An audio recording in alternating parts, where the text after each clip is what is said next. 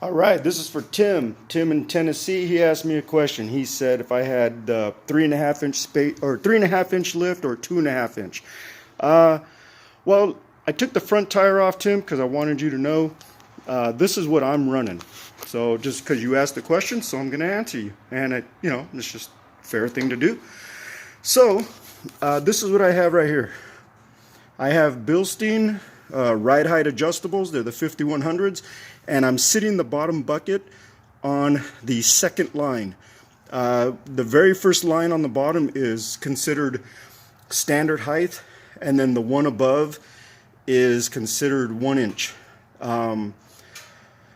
Now that's going by what I've been told and what I've asked Bilstein. Because in the boxes, there's no instructions, there's no real anything. So that's what I'm running as far as shocks. Standard spring that came with the truck. The 2-inch spacer, the Rough Country 2-inch spacer right here. So that's 3 inches.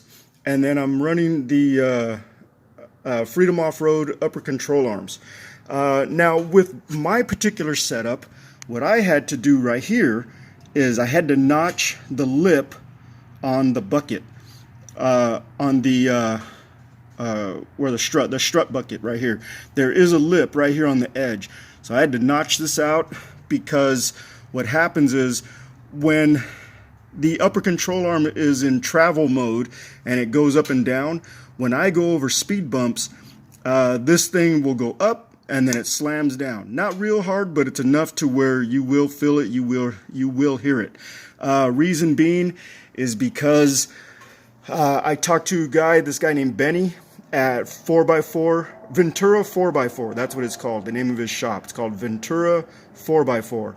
And he said that what I need to do is lower this down to the standard height, which would be the very first one, and then either keep the spacer or take the spacer out and just run the shocks, and then adjust the shock, the adjustable shock right here, to the height I want. And he said that will get rid of that knocking with the upper control arm. Some upper control arms, they don't knock. Reason being is the way they're kind of designed is that they come out a little bit farther and they come back this way, to the left, and then they go back into where they're connected. They're just, a couple millimeters, and apparently it makes a difference. That's not what Benny said, but I have heard that from other off-roading guys that I've talked to, and it's just differences of opinion. But so right now I do have 3-inch 3-inch suspension lift up front.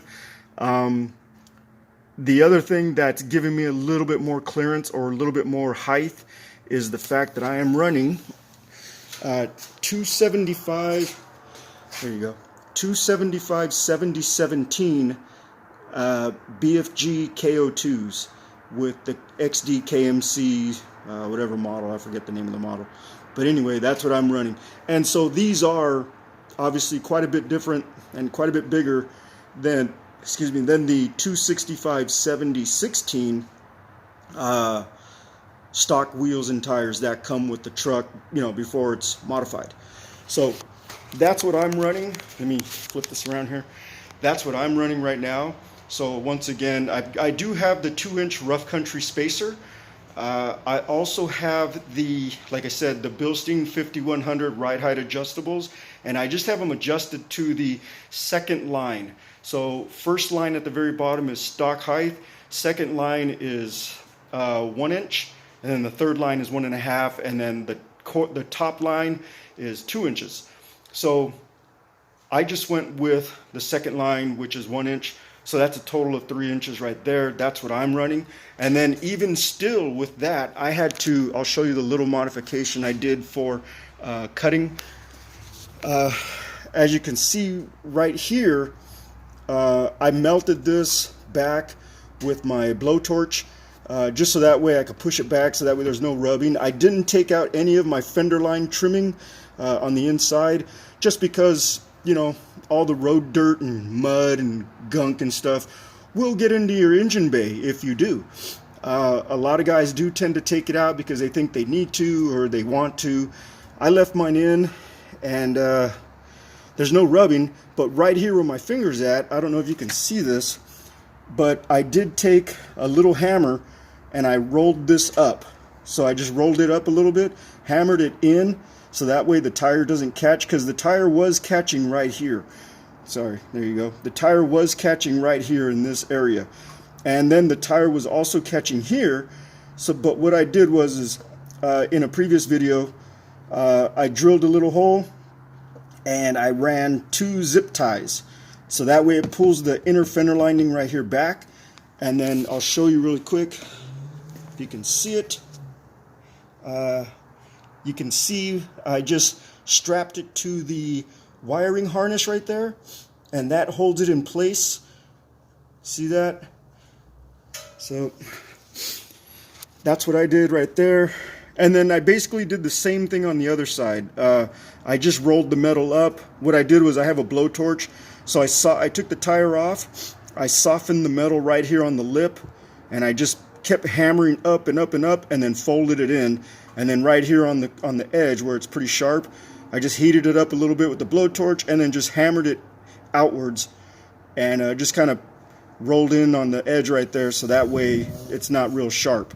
So this is actually gives me plenty of room so far, and I haven't had any issues. Well, let me take that back. The only issue I do have with the setup that I'm running is that the upper control arm, like I said earlier, it does come up and it slams down on the bucket right here.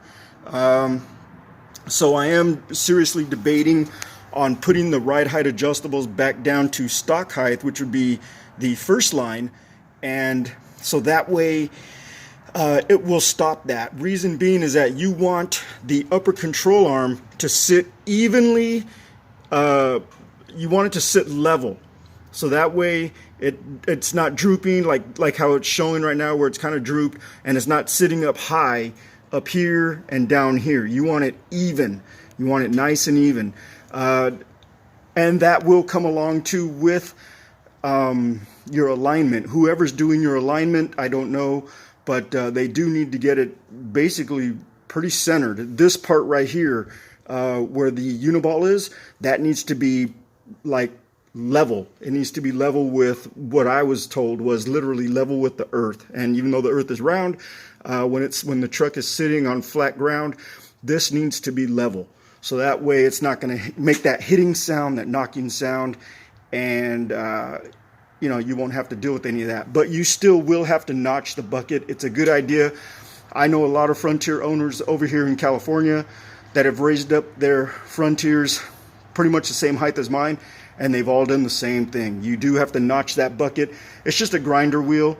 Let me show you the driver's side really quick, and hopefully you can get a good look as to what it's going to look like with the tire on.